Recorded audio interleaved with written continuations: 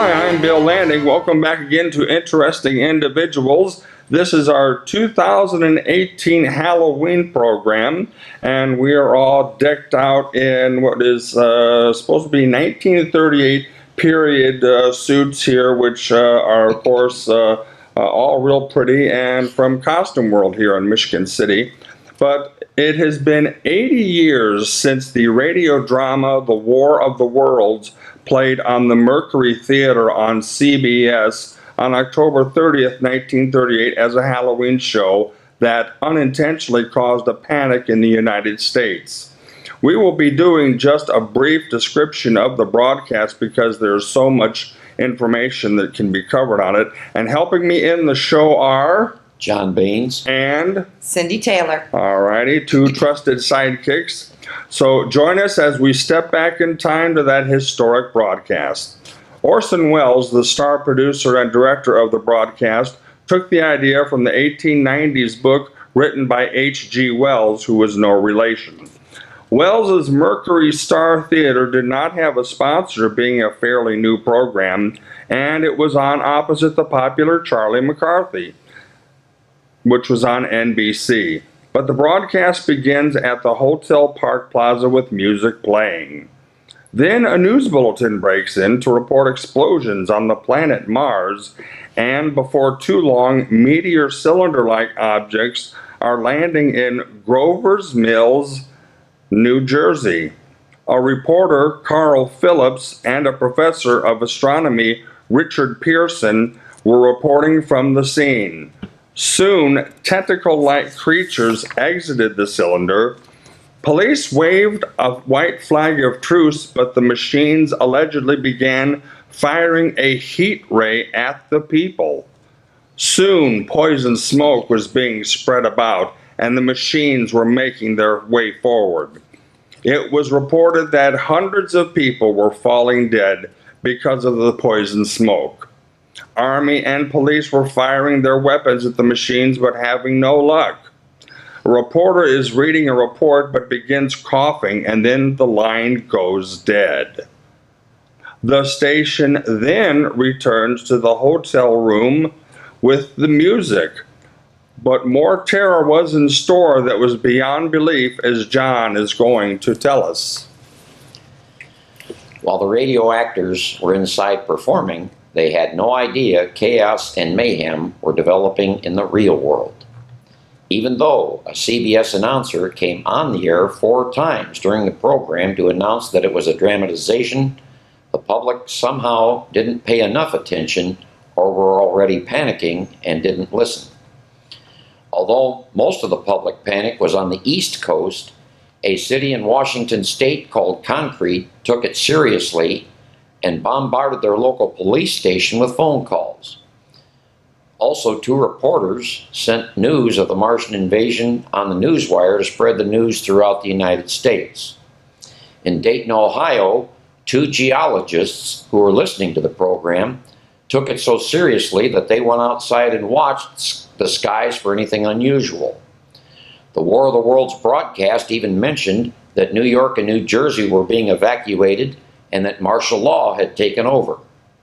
Also, the police and army were still fighting the Martian machines and failing. Also, that poison gas was still being spread and killing people. In Newark, New Jersey, roughly 100 people were running down the street having exited their homes. A New York movie theater was evacuated when word reached the patrons of the fictitious attack. A Manhattan police precinct had 13 switchboard operators answering calls, while a precinct in Brooklyn, New York, received close to 300 phone calls. The New York Times, however, were buried with what came to be 873 phone calls about the Martian attack. Many people ran into their basements to hide from the poisonous gas, and thousands hit the streets watching the skies. The broadcast did have a happy ending, as the Martians were destroyed by different microbes on Earth. But plenty of drama was still ahead, as Cindy tells us. Dozens of people bulldozed their way into the CBS studios in New York to get information. Many policemen were called in to clear the building. Many of the radio actors were stunned to hear how the public reacted when the show finished. They were hidden in the back storage area and then exited through the back of the building. Then the studio executives searched for and destroyed all scripts connected to the broadcast. The two men who would have success later in the entertainment field were indirectly involved. Jack Paar, who later was the first host of The Tonight Show, was working at a CBS affiliate station in Cleveland, Ohio. Many there were listening. He was also fielding many phone calls from listeners, and even after telling them it was a radio drama, some still did not believe him. Alan Reed, a radio actor, was called into the New York offices to help answer calls. Reed would later play the voice of Fred Flintstone on the cartoon The Flintstones. Wells came on the air to tell the public that it was all a drama and there was no intention of scaring anyone. The panic, some say, could have been worse if so many listeners were not listening to Charlie McCarthy. Wells next day fielded countless questions from newsmen concerning the radio program. Interestingly enough, Orson Welles and H.G. Wells did meet in person in 1940. Each had speaking engagements in San Antonio, Texas at the same time. They had a pleasant talk, and again, both shared the thought of disbelief that the panic happened. Bill? Okay. Well, Americans awakened the next morning relieved that there was no threat of war from a planet millions of miles away. However, they were unaware that the real terror of war was 10 months and a few thousand miles away across the Atlantic on their very own planet Earth. We'll be right back.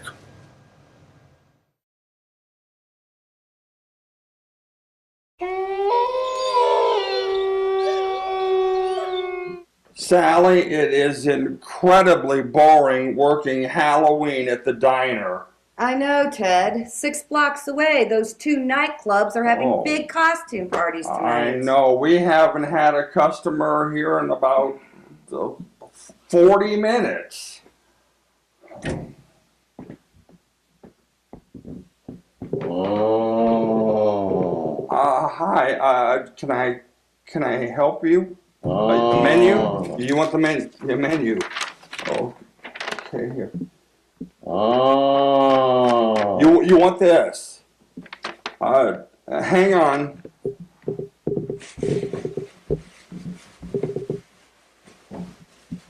Okay, that was the 3-piece chicken with the biscuit and the container of corn. That will come to $5.77. Oh, okay. Well, let me see about getting your change. Thank you. You didn't notice anything strange just now, did you, Ted? Not a thing, Sally. Not a thing.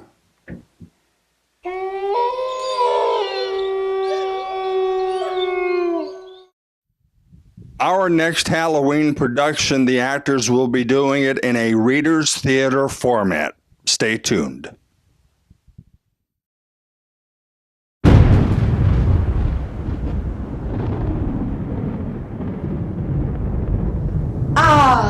Halloween, our best night of the year. Yes, and we'll be at the Crescent Ball again. I got 9 victims there last year. I managed 7 myself. I do hope the werewolves aren't going to be there. I know. They're just so messy with their victims. We do our victims with style.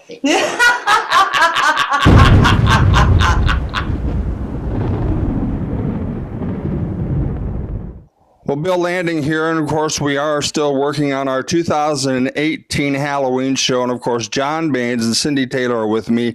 The two of them have at least 15, if not more, Halloween programs with me. So talk about durability and dedication. Once or twice I think they felt like killing me, but now they've dressed up in countless costumes in all kinds of weather over the years for me, for the show. So we're going to do something a little different now. Cindy and John are going to just run amok here in Costume World and pick out something they'd like to wear, and then we're going to get that on camera. So stay tuned. All right, again, we are unscripted and unplanned here, and Cindy and John are just going to mosey around Costume World here. Like I said, what do you got there? Santa Claus already? Santa Claus, I think he's got a couple more months to go yet. So Cindy is just doing some digging around. And Cindy, are there any time periods that you like? I have fallen in love with the Renaissance, the medieval. And that's what, oh, there's the dresses right there. This is all men's outfit. That's what I'm looking for, is a Renaissance time to try on. Because I've got a Ren Fair that I'm going to in Thanksgiving. And so it's like I've already got a couple outfits, but maybe I might just have to rent one for an extra day. Well, come on backward here, and these are beautiful pieces. These are the medieval Middle Ages. I'll get it right eventually. And all righty, John, where are you at? I gotta find you. Pop up. What do you got going? Anything? I'm going to come back and see what they are.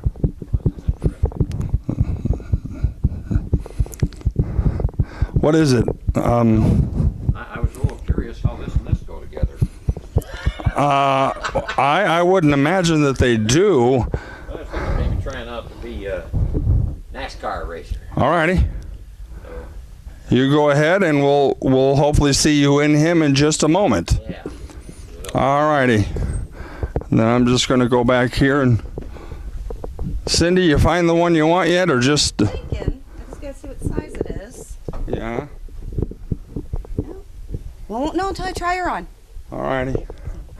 We're going to take a break and see how the two models look. First time in the NASCAR races. Oh yeah, Winston Cup. Winston Cup. All right. Windy City. Route 66, where are they located? Well, Route 66 runs from Chicago all the way out to LA, though most of it's been torn up, but there are still parts of it.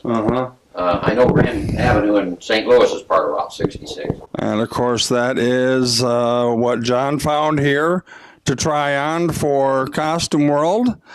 And if he wants, why don't you go maybe try on one more? All right. It looks real good. All right, thank you.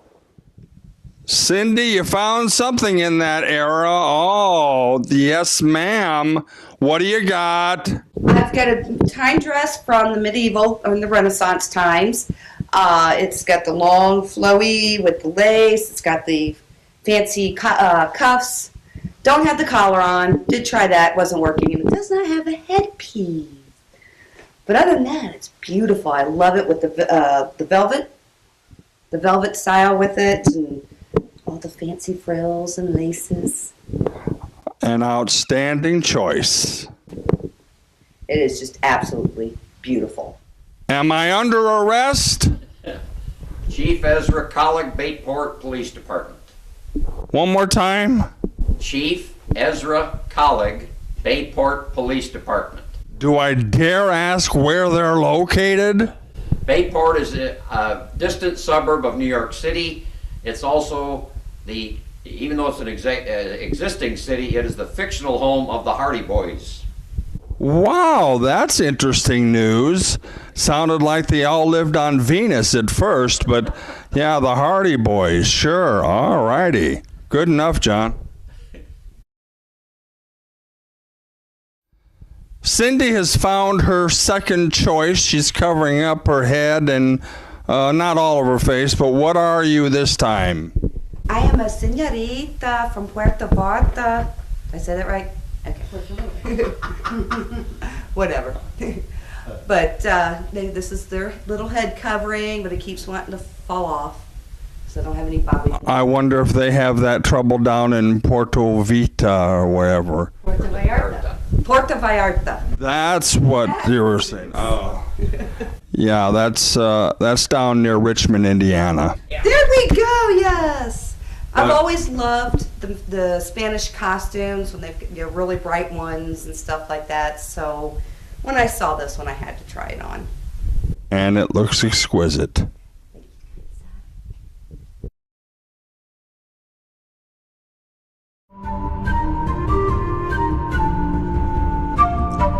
This is Carlotta, the top cave woman who guards her village of cave women from trouble.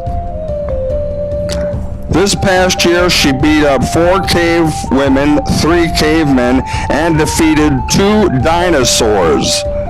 Plus, Carlotta has been chosen the Cave Woman Queen for the 2nd year in a row by a unanimous choice.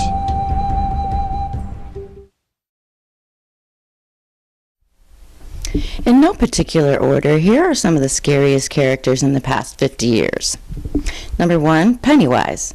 Number 2, Michael Myers. Number 3, Freddy Krueger. Number 4, the Chucky doll. Number 5, Hannibal Lecter. Number 6, Jason Voorhees. Number 7, the shark from Jaws. Number 8, Barlow the vampire from Salem's Lot. Number 9, Alien. Number 10, Pinhead. Number 11, Leatherface. Number 12, Jack from The Shining. Number 13, Norman Bates from Psycho. Making a triumphant return is, of course, the top model that I've ever had. Of course, it's Toni Simmons, and she, of course, is in the black leotard, which is one of the costumes she wore up here. Been a while since you've been here. Yeah, a couple of years. Anything look different to you? No, it's about the same. I haven't took inventory yet, but We don't have time to get into this now, but when we have Toni on in the future, she had an appearance in a movie that was filmed in LaPorte, correct? yes, The Girls of Summer. All right, and you had a few scenes in that movie, and it was a nice experience for you, so we are really happy for you. So, happy Halloween to you. Thank you. Happy Halloween to you. All right. There is no way it can be Halloween without pumpkins, and I am again paying a visit to Garwood Orchards out here in LaPorte County, and here is the proof. As they are just about everywhere in the pumpkin patch, and I'm just gonna go. We've got, sadly, some have been broken. Maybe the bad weather has done that, but there they are. There's like a purplish black one that I see over there. There's a nice big one. Boy, let me see if I can zoom in on that big, huge one over there. I don't know if I got him lined up right or not, but yeah. There he is. That is a big pumpkin. There's another one that's a good sized one over there. And then we'll just move down to an average sized one here. Here's another huge one. Boy, they have got quite a patch here. There they are. Now let's go over to this side. Okay, see, some are a bit covered up, but here we go. There they are. Just about every size. There's a greenish colored pumpkin. There's one right there, right in front of me. They are everywhere and plentiful.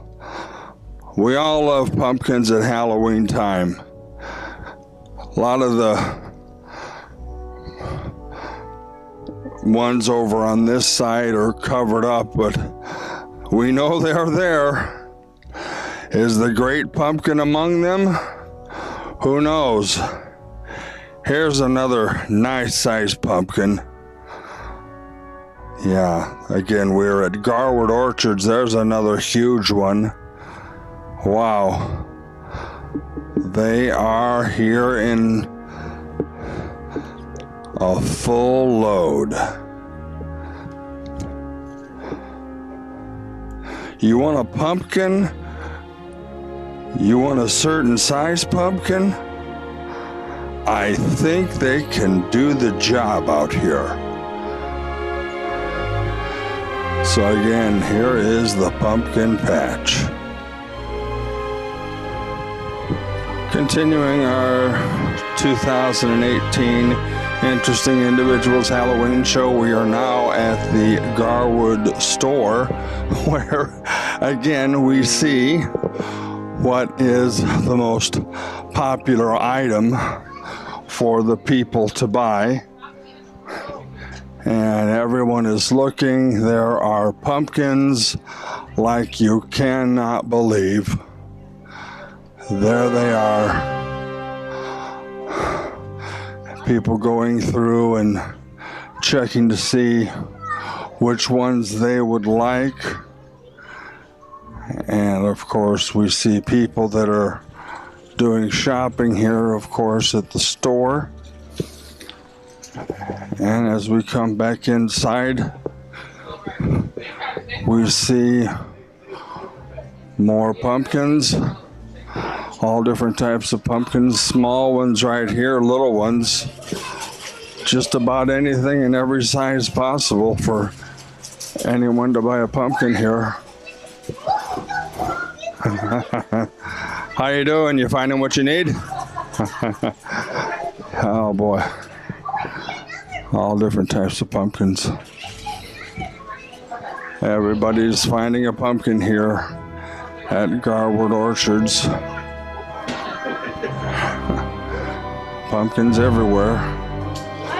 We're going to do a little bit more looking around. And of course, there's other items here. And here we go. There's some pumpkins right there.